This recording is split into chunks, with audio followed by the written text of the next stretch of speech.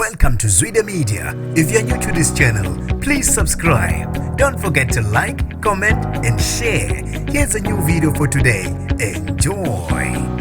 Useshayelwe elikhulu ihlombe ukhuzani impongose abathandi bomculo kaMaskandi kanye nabathandi bomculo wonkana ngesenzo sakhe sokuqasha imbangi yakhe umthandeni Manqele emcimbini ozoba ngesi-5 November igcwalisa Spring Picnic. Nginibingelele ngiphinde nginamukele kuphina kuphi ilanibolo khona le video. Mangoqala sijonele likhasi wamuyelekile igama lami ngusibonga konke wakantwanda Mothanda ungangibiza intatheli ka YouTube. Namanje abakholwa abantu ngokwenziwe ukhuzani impongose lokuthi abe nesibindi sokuqasha umthandeni Manqele okwaziwa ngokuthi imbangi yakhe ngokwezomculo. Lokhu ukuzwa emva kwe-media briefing ebanjelwe eGoli ukuzoqinisekisa abaculi abazobe bekhona kulomcimbi igcwalisa Spring Picnic ezobe ise Kings Park nge-5 zika November. Igama leGcokama alisalanga ngaphandle. Lokho kujabulise abantu abaningi. Namanje abakholwa ukuthi ngempela ukhuzani ube nesibindi sokuthi akwazi ukuqasha imbangi yakhe. Phela sokhumbula neGcokama leke lanyusa ama prize emva kokuvezwa kohlu